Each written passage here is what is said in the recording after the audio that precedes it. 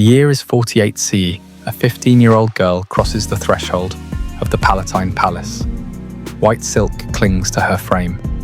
Myrtle leaves crown her golden hair. The Senate rises. The people roar approval.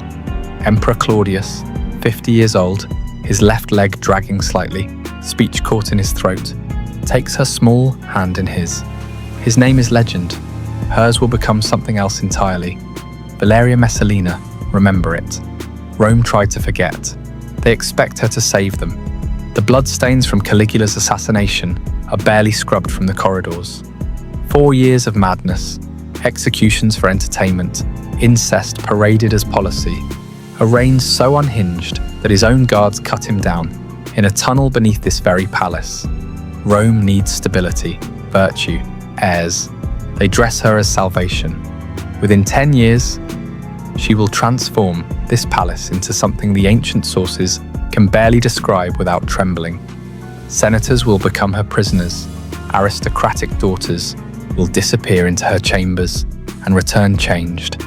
Silent, broken, bound by secrets they'll carry to their graves. She will stage contests that would shock professional prostitutes. She will orchestrate blackmail on a scale that would make modern intelligence agencies pause. She will marry another man while still Empress, in daylight, with witnesses, as if daring Rome itself to stop her. And when they finally do, her statues will be dragged through the streets and shattered. Her name will be chiseled from every inscription. Official records will be rewritten as if she never existed. Damnatio memoriae, damnation of memory. 2,000 years later, you're still here, still listening, because the things Rome tried hardest to erase are the things we can't stop digging up. So what happens when corruption isn't a symptom of power, but the power itself? Rewind to 38 CE. The Forum is alive with voices. Merchants hawking silk, senators arguing over grain, children running between columns. Rome looks invincible, but the rot is already there. Tiberius died 2 years ago, paranoid, hated, alone on Capri. Then came Caligula. 4 years of madness, executions as entertainment, a horse appointed to the Senate, senators forced to watch as he violated their wives at dinner. When the Praetorian Guard finally moved, January 24th, 41 CE, 29 stab wounds ended it. His wife dead beside him. Their infant daughter's skull smashed against a wall. Rome exhaled, then panicked. Who comes next? They find him hiding behind a curtain. Claudius, the stammering uncle, the family embarrassment with the limp and the drool, 50 years old, never wanted power, never expected it. The guard proclaims him emperor anyway, not because he's qualified, because he's alive and Rome needs someone wearing the purple before the city tears itself apart. Claudius knows he's a placeholder. He needs legitimacy, fast, an heir, a dynasty. Proof the gods haven't abandoned Rome. So he marries Valeria Messalina, third cousin, 15 years old. Bloodline that traces back to Aeneas himself. Beauty that poets build careers describing. Pale skin, golden hair, features so perfect they look carved. She's been groomed for this. Educated in virtue, taught to lower her eyes, speak softly, embody the chastity that holds civilization together. On paper, she's perfect. The Senate approves, the people cheer, the empire has a future again. But here's the question nobody asked. What happens when you take a child and dress her as a goddess? When you place her in a palace where every door opens at her command, where senators bow, where her husband is twice her age and terrified of losing power? When you tell her that her entire value exists in her womb and her purity, that she must be modest, obedient, chaste, a living symbol of virtue? When you hand unlimited power to someone whose only instruction is don't use it, what happens when the gap between what she's forced to be in public and what she desires in private becomes a chasm? Rome is about to find out. If this moment doesn't move you to stay and learn what happens when power meets forbidden desire, you're missing the lesson our ancestors died to teach. Because what comes next isn't just scandal, It's how empires crumble from the bedroom, not the battlefield. Before we go further, if you're drawn to documented records that history classes won't touch, hitting that like and subscribe button helps us uncover more accounts like this. Now, back to the story. The first 2 years are textbook perfect. Messalina gives Claudius a daughter, Claudia Octavia, then a son, Britannicus, named after his father's conquest of Britain. The Senate breathes easier. The empire has heirs. She appears at state functions, draped in modest stola, head covered, eyes downcast. Every gesture choreographed for virtue. The perfect Roman matron. In public, she is everything Rome demands. In private, Rome has always divided its women into 2 categories: the matrona and the meretrix, the wife and the courtesan, the sacred and the profane. One lives in the atrium, raises children, guards family honor. The other lives in the lupanar, the brothel, where men shed civilization like a cloak. The system works because these categories never touch. Messalina decides to be both. The first whisper comes around 42 CE. A senator returns late from Ostia. Business ran long. He's in Rome for the night. On impulse, he visits the Subura, Rome's red light district. Narrow streets that smell like piss and cheap wine. Cramped insulae where oil lamps burn low and you can disappear into the dark. He chooses a room, pays his coin. The woman enters. Dark wig, heavy coals smudged around her eyes. Perfume trying too hard. Myrrh and roses covering something that smells expensive. She turns toward him. Their eyes meet. He recognizes the Empress of Rome. Not a look-alike, not a rumor. Her. According to Tacitus, yes, writing decades later, yes, with his own agenda, but with access to palace insiders. This wasn't once. Messalina allegedly adopted the working name Lysiska and became a regular at a brothel run by a woman named Scylla. Not for money, not from desperation, for the thrill of it. Think about the psychology. Every client who didn't recognize her became an unwitting accomplice. Every man who did became someone she owned. Because what's he going to do? Report the Empress to whom? She's not just breaking rules, she's weaponizing the hypocrisy that built them. Because Roman morality was always performance. Senators kept mistresses, generals visited brothels, married men slept with slaves and nobody blinked. But women, especially aristocratic women, especially the Empress, were supposed to be above desire, marble statues, breeding vessels, symbols. Messalina looked at that cage and walked out the door.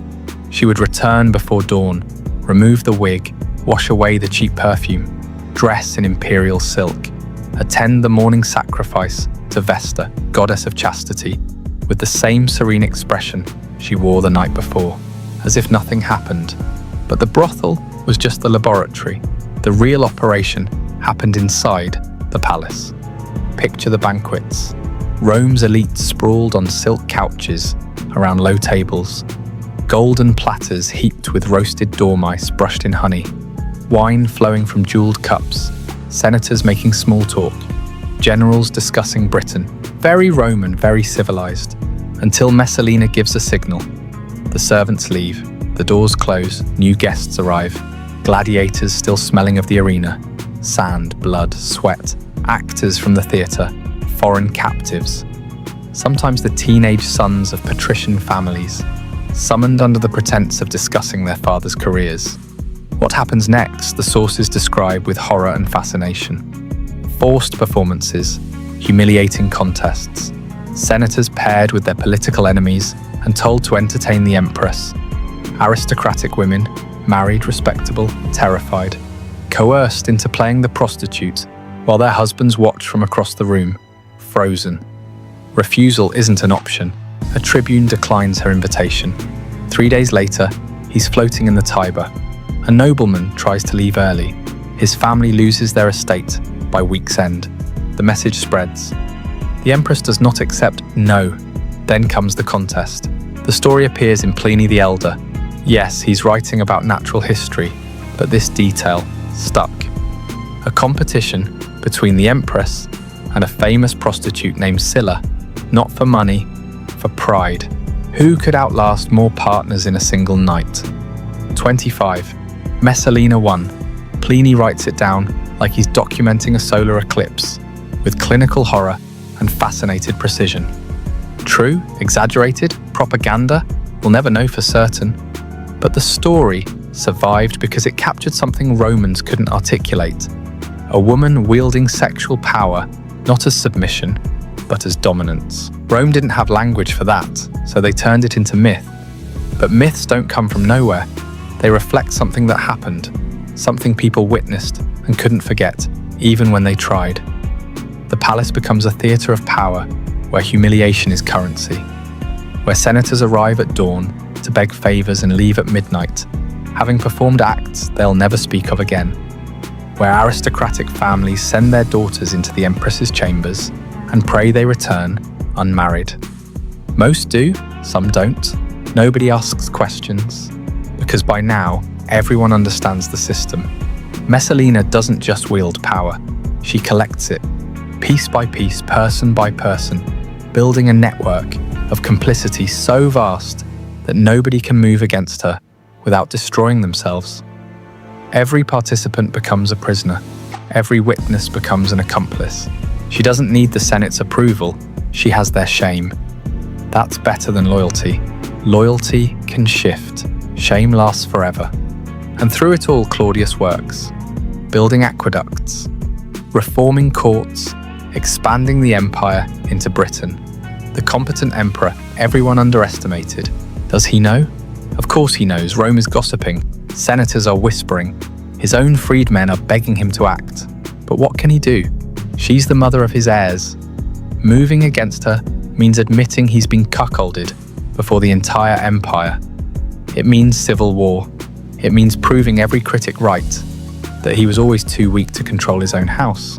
So he does what powerful men have done throughout history when faced with unbearable truth. He looks away, works harder, pretends the rot isn't spreading, until 48 CE, 10 years after their marriage. The year everything ends. It's autumn. Claudius is in Ostia overseeing Rome's grain supply. Critical work. The city survives on Egyptian wheat, and any disruption means riots. He's doing his job, being the competent administrator Rome needs. Meanwhile, in Rome, Messalina is getting married. Again, to Gaius Silius, consul designate, one of the most powerful senators in Rome. Young, handsome, ambitious, everything Claudius isn't. But here's the detail that breaks your brain. She doesn't hide it. This isn't an affair in the shadows. This is a public wedding ceremony, with witnesses, with contracts, with formal vows, while still married to the emperor. The ancient sources describe it with stunned precision. Tacitus writes about the disbelief, the frozen moment when Rome's elite watched the empress take another husband in broad daylight, as if the rules simply didn't apply to her anymore. Was it a power play? A coup attempt? Did she think Claudius was too weak to respond? Did Silius believe he could replace the emperor through marriage? Or had Messalina reached the point where transgression itself was the goal, where the thrill came not from secrecy, but from daring Rome to stop her? We don't know her thoughts, we only know her actions. And Rome, corrupt, compromised, exhausted Rome, finally found its limit. Narcissus, Claudius's most trusted freedman, hears the news first. He rushes to Ostia, finds the emperor reviewing grain ledgers. Picture that conversation. How do you tell an emperor his wife just married someone else? How do you make him believe it when it sounds impossible? But the reports keep coming, senators confirming it, witnesses stepping forward now that someone's finally asking questions. The detail that seals it, the marriage contract was signed. Legal, witnessed, undeniable. The laughter dies. Picture his face in that moment. The emperor everyone mocked, the stammering scholar, the man who survived by being underestimated. Cuckolded, publicly, legally, while he was ensuring Rome didn't starve. The rage that comes isn't hot, it's cold, final. He returns to Rome with the Praetorian Guard at his back. They find her in the gardens of Lucullus, sprawling estate on the edge of the city, trees imported from across the empire, fountains that never stopped flowing, the place where she'd hosted so many of her revels. She's with her mother, Lepida. The older woman is begging her daughter to act, to run, to do something, but Messalina seems frozen. Some sources say she tried to write a petition for mercy. Others say she just stood there, unable to believe it was ending. That after 10 years of bending Rome to her will, Rome had finally bent back. The soldiers arrive. She recognizes them. She's seen them at the palace, maybe even summoned some of them to her villa. Now they're here for her. She drops to her knees, begs, pleads, offers her children, Octavia and Britannicus, 9 and 7 years old, as hostages. Anything, everything. The soldiers don't respond. Orders are orders. She reaches for a dagger, someone's. Maybe her mother's, maybe a guard's. Her hand shakes. She presses the blade to her own throat. Can't do it. A tribune steps forward. His name was never recorded, but his action was. He drives the blade home. Valeria Messalina, Augusta, Empress of Rome, dies at 25 years old, in a pool of blood on the grass where she once held power over senators. Claudius orders damnatio memoriae, damnation of memory. Her statues are dragged through the streets and shattered. Her name is chiseled from every inscription. Official records are rewritten as if she never existed. The message, she never happened. But 2,000 years later, we're still talking about her. You've just witnessed the moment an empress fell, not to war, not to plague, but to the consequences of power without limits. If stories like this remind you why history must be remembered, not erased, subscribe to Crimson Historians. Because the past doesn't stay buried, it echoes. The Roman Forum still stands. The Colosseum draws millions, but the bitter Palatine Hill, where emperors lived, where Messalina ruled, is mostly rubble now. Tourists walk past broken columns and crumbling walls, snapping photos, reading plaques about Augustus and Nero. They don't realize they're standing in the rooms where she held her revels. Claudius remarried within months. His niece, Agrippina the Younger. She was smarter than Messalina, more patient. She would eventually poison Claudius and install her son Nero as emperor, beginning another cycle of madness. Messalina's children suffered fates almost as tragic as hers. Her daughter, Octavia, was forced to marry Nero, her stepbrother. He later had her executed, claiming adultery. She was 22, the same age her mother died. Her son, Britannicus, was poisoned at 14, likely by Nero, to eliminate any rival claim to the throne.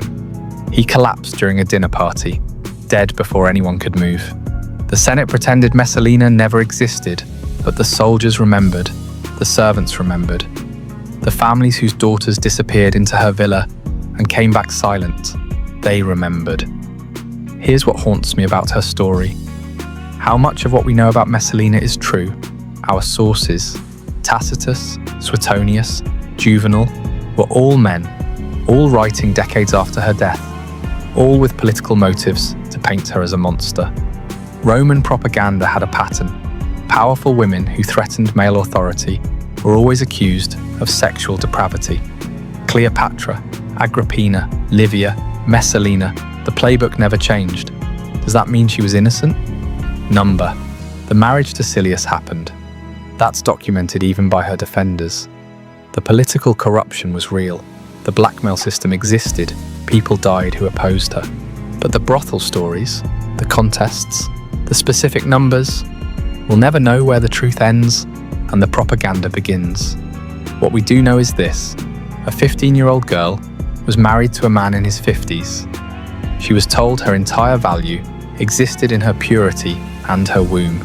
She was given immense power, but no education in how to wield it. No guidance, no purpose beyond bearing heirs and looking virtuous. And when she found a way to feel powerful, through transgression, through control, through turning Rome's own sexual hypocrisy against itself, the empire that created her destroyed her, then spent 2,000 years calling her a monster. Stand in the ruins of the Palatine today, and you can feel something in the air. Not ghosts. Rome doesn't do hauntings like that, but something heavier. the weight of stories that couldn't be silenced even when they chiseled away the names. Because here's the truth about Damnatio Memoriae. It doesn't work. You can smash the statues, scratch out the inscriptions, rewrite the records, but you can't erase the lessons. Messalina's name was meant to disappear. Instead, it became immortal. Not because Rome wanted her remembered, but because the truth, however twisted, however buried, has a way of clawing back to the surface. Empires have fallen to barbarian invasions, to plague, to economic collapse. But Rome teaches us something more insidious. They can also rot from within. Messalina's story isn't just about sex or scandal. It's about what happens when power becomes a game, when shame becomes currency, when the people meant to lead an empire are too compromised to stop its decay.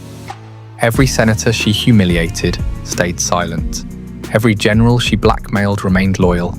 Every witness to her revels became an accomplice, not through loyalty, through shame. She proved that you don't need an army to control men. You just need to know what they're afraid people will discover. We like to think we're different now, that we've evolved past the corruption of Rome. But look at any modern empire, any government, any institution of power. How many secrets are keeping it together? How many people stay silent because exposure would destroy them? How much of what we call stability is just shared complicity? Messalina's ghost doesn't haunt the Palatine. It haunts every palace where power and shame sleep in the same bed. Marcus Aurelius wrote something 100 years after Messalina died. He was emperor then, trying to make sense of Rome's endless cycles of virtue and corruption. Look beneath the surface. Let neither the true quality nor the worth of a thing escape you. He was thinking about leaders like her, people whose surfaces gleamed while their cores rotted, but he might as well have been warning us. Because the lesson isn't that Messalina was uniquely evil. The lesson is that Rome created her, married her off at 15, gave her power without purpose, then destroyed her when she used that power in ways that exposed their hypocrisy. Her name was erased, her story survived, and 2,000 years later, we're still trying to understand what it means when the people given power to preserve virtue become the architects of its destruction. You've just witnessed one of history's darkest truths, a story Rome tried to bury but couldn't. If accounts like this remind you how fragile empires are, how power corrupts in ways we'd rather not see, then subscribe to Crimson Historians and help keep the past alive. Because the moment we forget these lessons is the moment we're doomed to repeat them.